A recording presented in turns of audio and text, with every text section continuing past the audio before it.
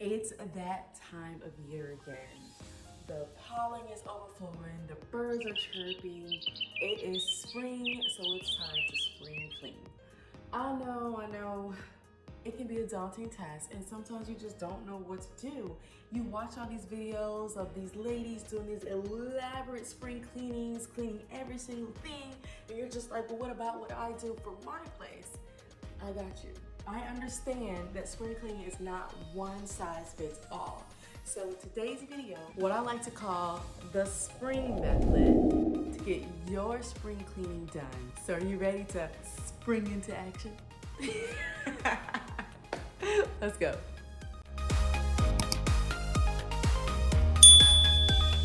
Now, disclaimer.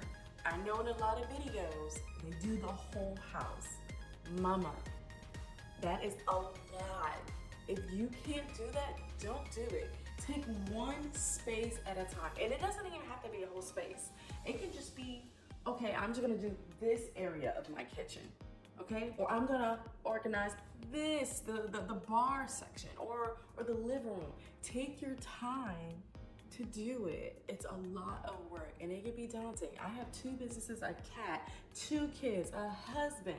I couldn't do the whole house, but I got a whole year to do it. For the spring cleaning, I focused on certain areas in my house. And with the spring method, I'm gonna show you examples of things that you can do just to get your mind going so you can take care of your home. This spring method is a little something I came up with just to help so that whenever I came into a room, I understood, okay, this is what I need to do for this room.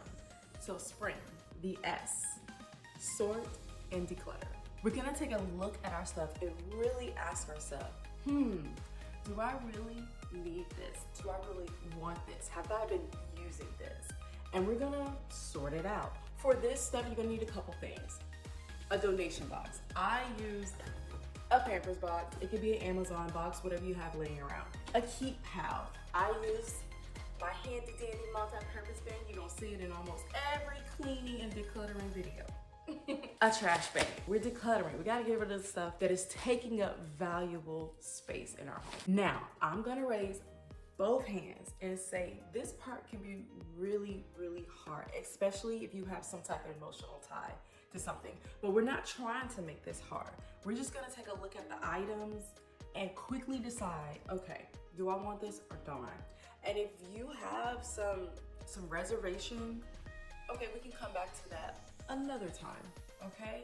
We're trying to get the biggest impact we can with the little amount of time that we have. And after you have sorted and you're decluttered, you're gonna purge those unnecessary items. Are there any clothes that you're not wearing? Any holy socks? Clothes that the kids have already grown out of and they're messy, you can't donate them?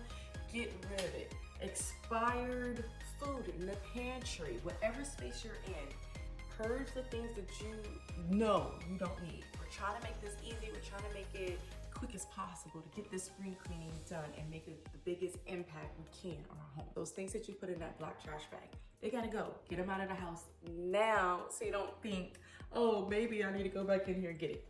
No, sis. Leave it alone. Or rearrange and organize. That can mean rearranging your furniture. That can mean rearranging the clothing in your closet based off of color, using that Roy G. Biv, and then adding whites, browns, and blacks at the end. I, inspect and repair. That means going through that space and figuring out and looking at the wear and tear of that space or any items that need to be repaired or replaced. I actually replaced my air fryer because that non-stick was non-sticking no more, okay? It wasn't doing the thing, and then we have an additional person who's eating now in the house, so we needed a bigger air fryer, so I had to replace that. That can also mean checking your furniture, making sure the screws on the chairs or our bar stools are still tight. I know those things you can really forget about, but don't. We already had an accident before. I already learned the hard way. Learn from me. Make sure those things are tightened. You're gonna make a list of repairs and you're gonna get them scheduled. You have a leaky faucet, chip paint, go ahead and touch up paint on your home. Let's take care of our home and keep it in tip-top shape. And nourish and refresh. Bring some fresh flowers, some fresh air into the home. Change out a little bit of the decor. If you want to do like a seasonal decor, just refresh your home. Get the carpet cleaner.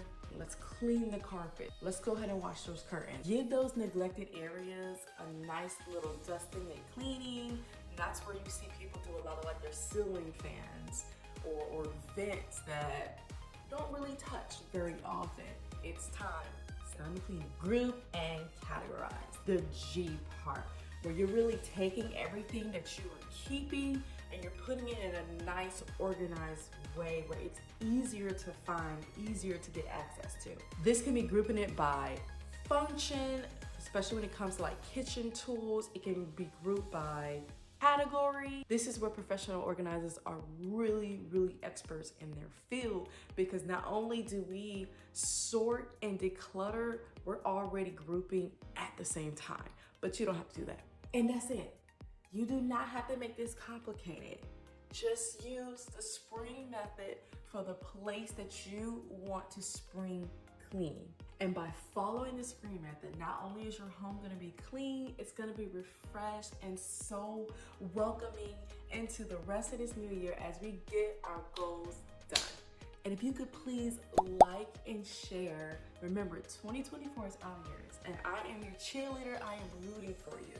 So let's do it. Let's make this year the best year yet. I'll see you next Saturday at 1. Bye.